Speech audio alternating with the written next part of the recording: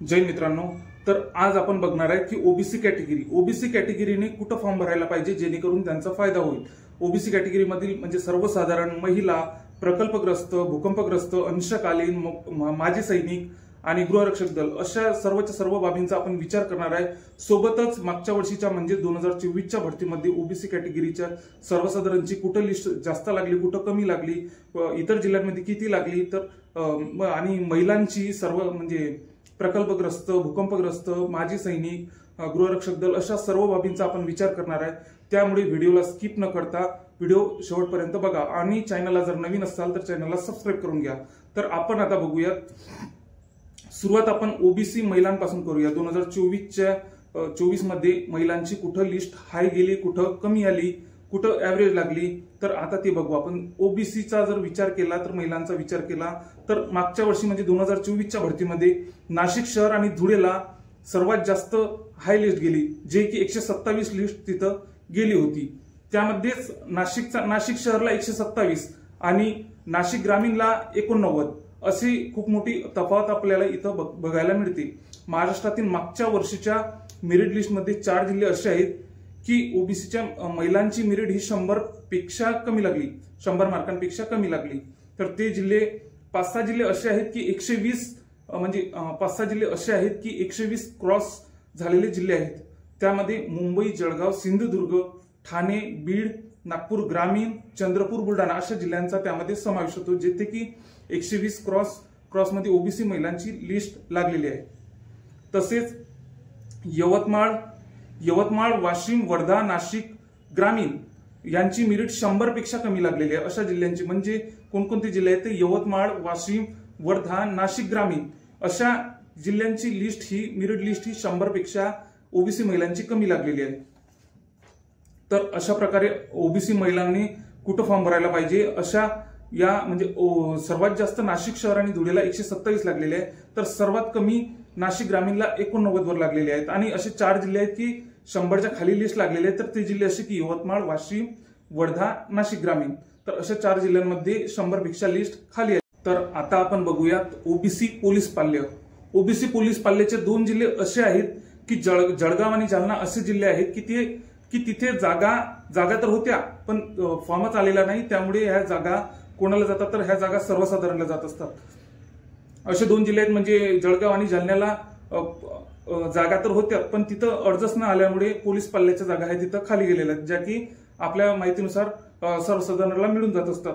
आणि बाकीच्या 15 ते 16 जिल्ह्यांचा विचार केला तर 2024च्या मेरिट लिस्टमध्ये 100च्या खाली लिस्ट लागलेली आहेत, म्हणजे माझी आपल्या पोलीस पाल्याची म्हणजे बाकीच्या 15 ते 16 जिल्ह्यांमध्ये बाकीच्या जिल्ह्यांचा जर विचार केला तर 100च्या खालीच लिस्ट आलेली आहे आपल्या पोलीस पाल्याची।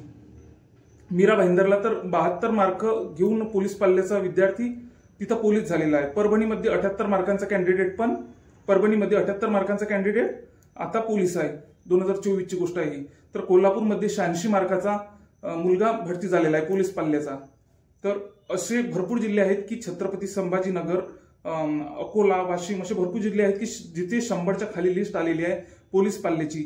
आणि सर्वात टप मेरिट म्हणजे म्हटल्यास नांदेड व बुलढाणा येथे लागलेली आहे पोलीस पाल्याची। सर्वात टप लिस्ट नांदेड व बुलढाणा येथे लागलेली आहे। तर सर्वात कमी लिस्ट मीरा भाईंदर आणि परभणी येथे लागलेली आहे, जे की मीरा भाईंदरला 72 मार्क लागलेले आहे आणि परभणीला 78 मार्क यांची इतकी लिस्ट लागलेली आहे। पिंपरी चिंचवड, छत्रपती संभाजीनगर ग्रामीण अशा ठिकाणी 116 वर मेरिट लिस्ट गेलेली आहे, म्हणजे हे सर्वात टफ लिस्ट आहे म्हणजे पिंपरी चिंचवडची।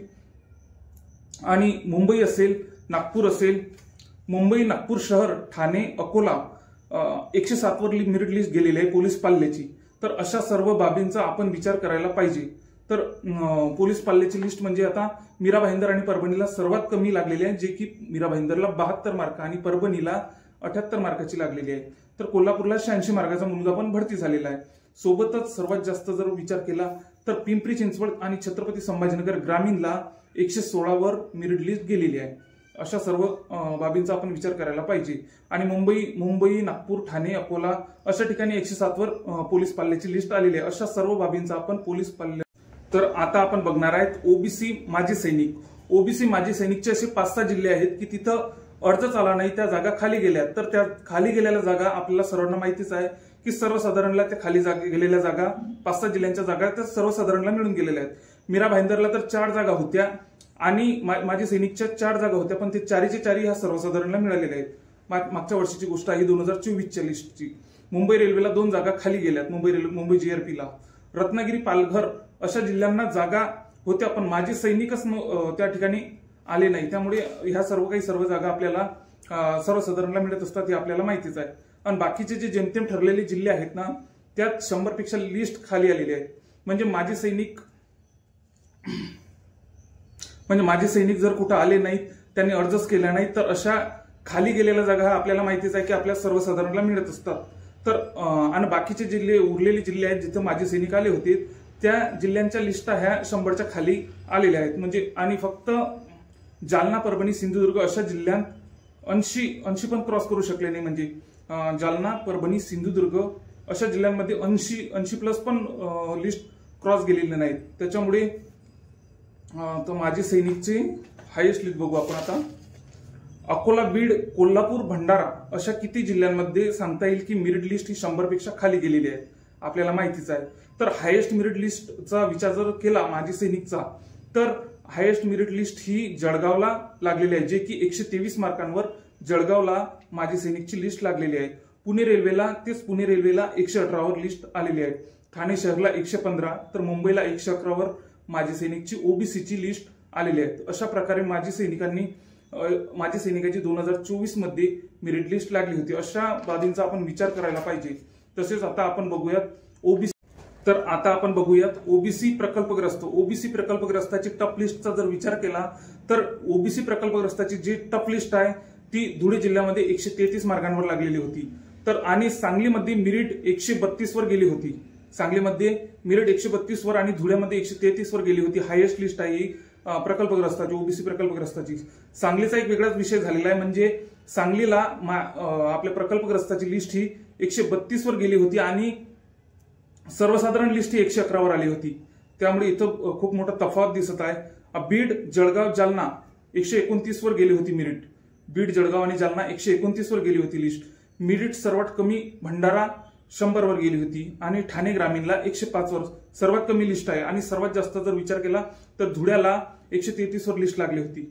मीरा भाईंदर, सिंधुदुर्ग अशा जिल्ह्यात 107 वर लिस्ट आली होती प्रकल्पग्रस्त ओबीसीची. चंद्रपूरला 108 वर मेरिट आली होती. ह्या तुलनेने मेरिट असणारे जिल्हे आहेत, हे तुलनेने कमी मेरिट असणारे जिल्हे आहेत. म्हणजे चंद्रपूरला 108 वर लागली मीरा भाईंदर, सिंधुदुर्गला 107 वरच लिस्ट आली. बीड, जळगाव, जालन्याला 129 वर लिस्ट गेली, तर सांगलीला 132 वर लिस्ट आली. पण सांगली ओबीसी सर्वसाधारणची लिस्ट ही 111 वरच आली होती. हे पण इथे मोठा डिफरन्स आहे. आणि सर्वात जर टफ लिस्ट लागली असेल ओबीसी प्रकल्पग्रस्ताची, तर 133 मार्कांवरती धुळ्याला लागली आहेत. तर आता समोर बघू. तर मी सर्वसाधारण ओबीसीची लिस्ट ही बनवायची बाकी आहे. त्यामुळे मी ओबीसीची सविस्तर ओबीसी सर्वसाधारणची लिस्ट बनवणार आहे. मागच्या वर्षीचा सर्व आपण 2024च्या भरतीचा आढावा घेणार आहे. त्यामुळे जो समोरचा व्हिडिओ येईल तो तुमच्यापर्यंत पोहोचण्यासाठी चॅनलला सबस्क्राईब करून घ्या. आणि मी एससीचा पण अशाच प्रकारे व्हिडिओ बनवणार आहे. ओबीसीचा तर बनला, एसटीचा, एसबीसीचा, ईडब्ल्यूएसचा, एससीबीसीचा अशा सर्व कॅटेगरींचा मी व्हिडिओ बनवणार आहे.